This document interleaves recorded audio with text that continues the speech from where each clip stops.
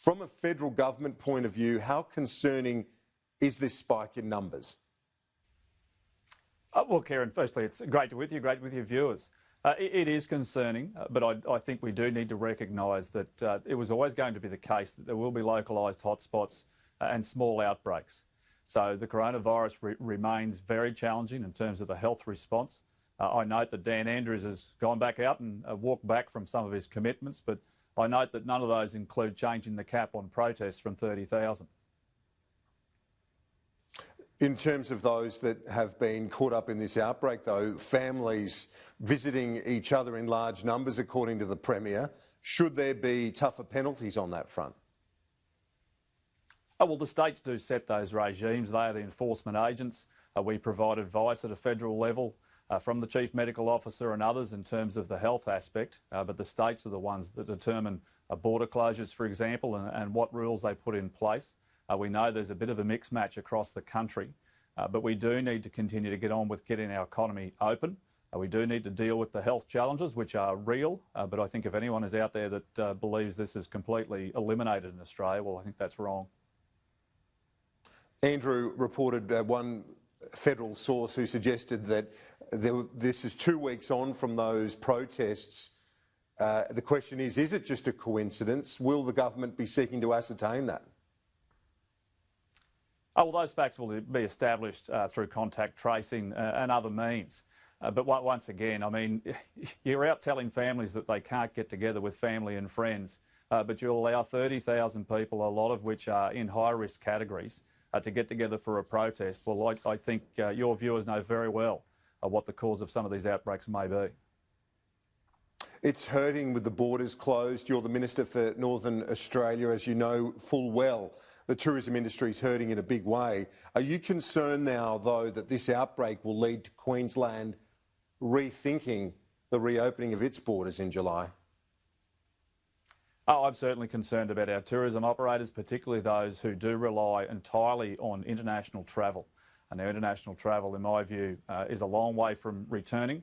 We do need to find other ways to deal with those challenges, particularly in the north. But Queensland Premier Palaszczuk, once again, the Labor government in Queensland has been appalling in terms of its economic management for many years. We know that they just don't put forward what's needed for business. They'll make their own decisions around borders, but I certainly know business wants to get back to work. The case numbers are very, very low in Queensland, and we really do need to get out and test the boundaries. Mm. Would you urge her to stick to this schedule despite and in spite of that outbreak in Victoria? We're a big country, Kieran, with a lot of space. Once again, I'll encourage people, if they're looking for something to do, to move to the regions. You get your own house, you can get 3 cars, a dog, a tractor, a slasher, plenty of space for your horses, and certainly a much lower risk of corona. But look, it is a serious issue. We will be providing health advice at a federal level. States will make their own determinations, and for those of your viewers, if you've got a view to put it forward to Annastacia Palaszczuk. And what's your view, though? I mean, obviously you want the businesses to reopen, you want the economy to reopen. You would advise her, don't delay.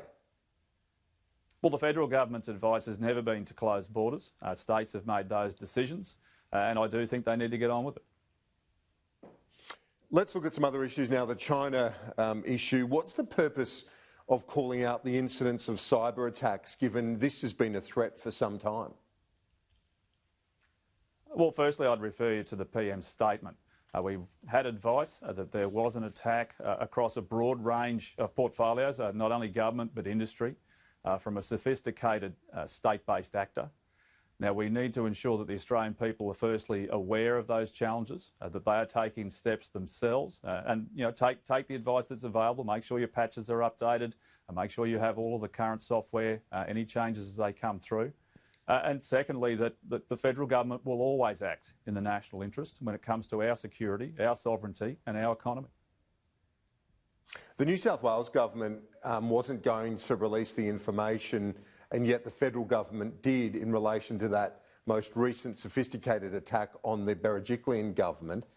Are you concerned that it could be counterproductive in an economic and trade sense? Particularly, I ask you that as Minister for Resources.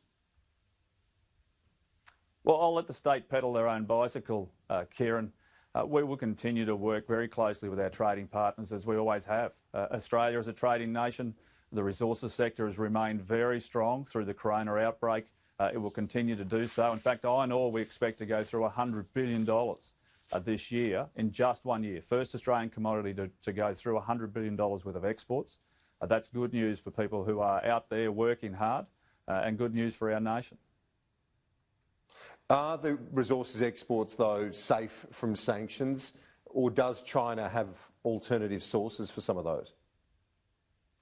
Well, trade continues to be trade. There is always competition for trade, regardless of what your product is. We've seen some softening in prices around met and thermal coal. There's a lot of economies which quite simply are closed. That means there's a lot of people out there looking to get into the available markets. It's what drags the price down. And in some cases, we do get an advantage. We know there's a reduction in exports out of South America, for example, for iron ore. That's meant an increase for Australian products, which has pushed the price up to around $100. Trade's always been like this, Kieran. It'll continue to be that way. But Australia will continue to provide a good product which is competitive, and we are absolutely reliable. And just in terms of that cyber threat, we've known for a long time that this is what China's up to. Doesn't it make more sense to make sure our security agencies have the resources, deal with it, but ease up on the megaphone diplomacy so we can get on with that trade you talk about? Well, the federal government has increased its budget into those agencies over recent years. We'll continue to look closely at what those requirements are. But once again, the message to the Australian people from me is very clear. We will always stand up for their rights and their interests and protect our national interest. This week we saw some terrible unemployment numbers. Without JobKeeper, it would be much, much worse. Is there a recognition within government that JobKeeper in some form will have to remain not just till September? Well, there is a review underway right now through the Treasurer and his department. We know there's around, well, more than 3 million people on JobKeeper right now. JobSeeker has obviously increased by more than 800,000. And Kieran, they are people we all know. You know, their mums and dads and brothers and sisters and family members and friends who find themselves in a position which they may well never have been in their entire working life. It is challenging for the economy. There will be difficult decisions to be made. But once again, the best thing we can do is get our economy going. For me, from my portfolios, to get as many projects underway in the resources sector as we can manage, because they mean real jobs, full-time, well-paid, and into the future. So everything we do needs to be around our economy, making it grow and producing more jobs. And I'd say to the Australian people, on this question, who do you trust? Well, we have delivered on these commitments before. We've made commitments for more than 1 million jobs over a period of time. We've delivered on that, and we'll deliver on this.